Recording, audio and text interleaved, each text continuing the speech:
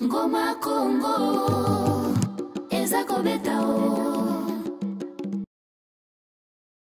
Pourquoi les scientifiques de chez nous ont du mal à proposer des remèdes locaux pour venir à bout de la Covid-19 en RDC? Il y a eu justement des efforts locaux pour pouvoir apporter de réponses à la pandémie, à la Covid-19 en RDC. Encore une fois de plus, d'ailleurs, c'est très encouragé parce qu'aujourd'hui, cette mondialisation a permis à ce que tous les scientifiques du monde entier travaillent et chacun montre ce qu'il peut apporter. En RDC, par exemple, vous avez eu des très bonnes tentatives de production des médicaments sur base des plantes que nous avons au niveau local pour pouvoir aider les gens à supporter les symptômes de la Covid-19. Vous avez le Manacovid, par exemple, que je peux citer, et bien d'autres. Donc, encore une fois de plus, il faut qu'ils sachent que vraiment, on a mis à contribution les expertises locales.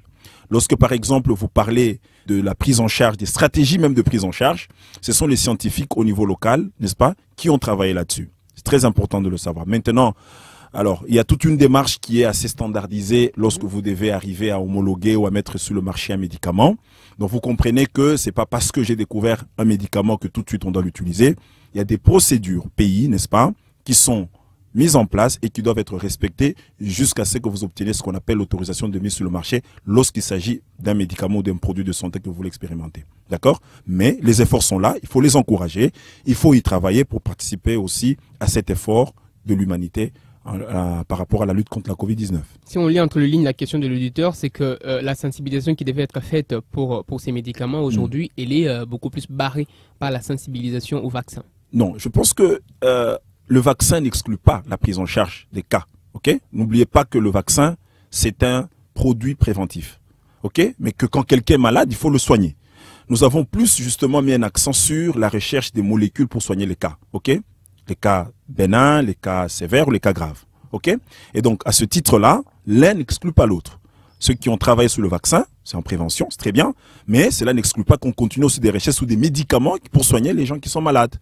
Alors, d'accord avec lui que nous n'avons pas non seulement sensibilisé dessus, ça c'est vrai, il faut continuer justement à en parler, d'où ce que j'avais dit la fois passée, l'importance de mettre un accent sur notre médecine traditionnelle. Je l'ai toujours mentionné, notre pharmacopée traditionnelle contient beaucoup de substances qui peuvent nous aider dans la prise en charge de certaines maladies. Et la médecine traditionnelle, n'est-ce pas, existe en RDC. Et c'est une médecine qui commence de plus en plus à être structurée. D'accord? Donc il ne faut pas oublier cela. Mais de l'autre côté, il faut aussi des moyens.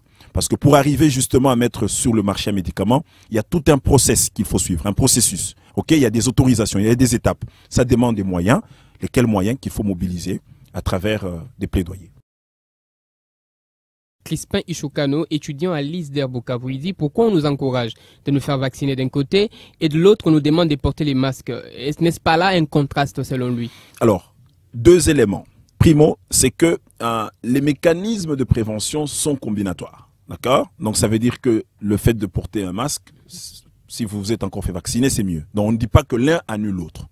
Donc, ce qu'on voudrait maintenant, surtout que nous sommes aussi dans une phase d'expérimentation où on veut découvrir un peu plus sur les vaccins, donc vous pêchez par excès que par défaut. C'est mieux, d'accord? Je me suis fait vacciner, mais je peux porter mon masque. Surtout que la vaccination protège principalement contre les formes graves et sévères. D'accord? Ça veut dire que vous pouvez être vacciné et développer la forme simple de la maladie. Donc, à ce titre-là, vous pouvez porter votre masque. Ça, c'est la première marche. Segundo, c'est aussi que là où on vaccine le plus, vous avez vu par exemple aux États-Unis, le président Joe Biden, il a annoncé clairement que ceux qui vont se faire vacciner n'auront plus besoin de porter le masque en public. Vous comprenez? Donc, ça veut dire qu'aussi quelque part, lorsqu'on peut avoir une très grande partie de la population vaccinée, qu'on obtient cette immunité collective, on peut justement être exempté de certaines autres mesures de protection, dont notamment la mise de masque. D'accord? Mais je crois que quand vous regardez la couverture vaccinale chez nous en RDC, vous regardez aussi le fait que nous n'avons pas encore eu une très très bonne partie des personnes vaccinées. Je parle vraiment de la couverture effective. Encore, il est prudent, tout en étant vacciné, de mettre votre masque parce qu'on ne sait pas, vous pouvez développer facilement une forme simple. Maïcha Matabaho, lui en fait, il nous apprend quelque chose. Il dit, qu'est-ce qui protège le plus? de la COVID-19, est-ce les vaccins ou la prise de beaucoup de citrons, comme on l'explique ici chez nous à Bukavu? Alors, il ne faut pas qu'il tombe dans cette erreur, c'est qu'il protège le vaccin. Le citron n'a jamais protégé contre la COVID-19, n'est-ce pas? Le citron, c'est un aliment, c'est un fruit qui contient beaucoup de la vitamine C. La vitamine C fait partie justement des vitamines que nous donnons pour fortifier votre immunité quand vous avez la COVID-19. Okay? Mais ça ne protège pas. Okay? Donc ici, qu'ils comprennent, notre ami de Bukavu, qu'en fait, lorsqu'il faut vous faire vacciner, c'est ça le bon moyen. Regardez l'histoire de toutes les grandes maladies qui ont frappé l'humanité. La vaccination a été l'instrument de succès. Encore une fois de plus, il faut qu'ils se fassent vacciner et non prendre le citron parce que le citron ne protège pas contre la COVID-19. Question d'un internaute qui nous a posé sa question sur Twitter. Il dit les temps d'incubation a trop traîné entre l'époque où il y a eu l'éruption volcanique dans la ville de Goma et la flambée des cas dans cette province. Qu'est-ce qui explique cela? Alors, que notre ami comprenne que lorsque les gens commencent à s'infecter, ils ne s'infectent pas le même jour. D'accord? Il y en a qui s'infectent le premier, il y en a qui s'infectent le 4, il y en a qui s'infectent le 5. Et les gens qui s'infectent infectent d'autres. Donc en fait, il ne faut pas qu'ils pensent que tout le monde s'infecte le premier jour et au 14e jour, tout le monde fait la maladie. Ok? Le temps d'incubation, c'est une période, mais aussi les gens se contaminent à des moments différents. Et quand vous regardez cette chaîne de contamination, ben, vous comprenez pourquoi justement on peut voir une contamination s'étaler facilement sur plusieurs mois. C'est parce que ce sont des chaînes de contamination et ces chaînes de contamination peuvent aller sur des très longues périodes. Cela s'expliquerait justement dans le cas de contamination qu'on a vu après l'éruption volcanique. Rappelez-vous ce que j'avais dit. Donc le contexte de l'éruption, c'était un contexte qui a perturbé sensiblement les services de santé. Donc on n'arrivait plus à dépister, on n'arrivait plus à prendre en charge, mais aussi la promiscuité des gens, le respect des mesures barrières était très difficile parce qu'il y avait une urgence d'abord de sauver là maintenant en situation aiguë les personnes. Et donc cette perturbation de l'écosystème, n'est-ce pas, a été propice à la propagation du coronavirus parce que les gens étaient entassés, les gens étaient dans des camps de concentration, dans une situation que nous déplorons. C'est comme ça qu'il faut très vite reprendre et voir dans quelle mesure mettre fin à cette propagation du coronavirus. Donc la période d'incubation des 14 jours, elle dépend d'un individu à un autre. C'est une période, ça veut dire c'est le maxima, ok?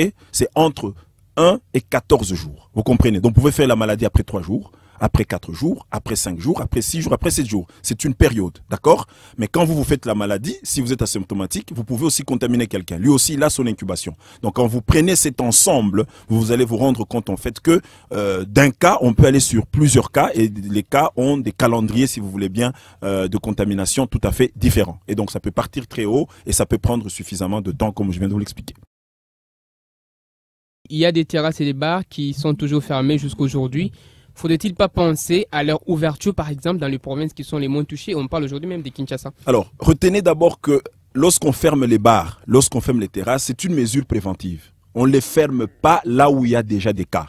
D'accord? Ça veut dire que si vous êtes une province peu touchée, mieux serait déjà d'être prévoyant. Il faudra mettre fin à toutes les situations qui peuvent créer la contamination. C'est l'amont qui compte et non pas l'aval. Ça, c'est la première des choses. La deuxième des choses aussi, c'est que il faudra attendre des signaux. Aujourd'hui, nous devons déployer suffisamment notre vaccination. Nous devons avoir une belle couverture vaccinale pour s'imaginer que certaines activités qui demandent de regroupement peuvent reprendre. Mais je crois qu'entre-temps, pour éviter la mort qui reste encore irréversible, il faudra que les gens puissent être dans la prévention. Et la fermeture des lieux de concentration ou le respect des mesures barrières dans certains autres, justement, ce sont des mesures de prévention. Il ne faut pas y arriver. Donc, il faut que les gens oublient que c'est parce que vous êtes très contaminé dans une province qu'il faut appliquer les mesures de prévention. Non, au contraire, c'est justement là où on n'a même pas encore de cas qu'il faut renforcer les mesures de prévention parce qu'en fait, l'idée, c'est d'éviter de vous contaminer. Donc, il faut placer l'action en amont et non en aval de la contamination. Merci beaucoup, Dr Michel Mofodi. C'est moi qui vous remercie. Merci aussi à vous de nous avoir suivis dans notre série des questions de santé. Ne posez pas que des questions sur la COVID-19. Merci aussi de poser vos questions sur d'autres aspects qui touchent à la santé ou d'autres maladies. Posez vos questions par SMS au 080 847 87 09. À très bientôt.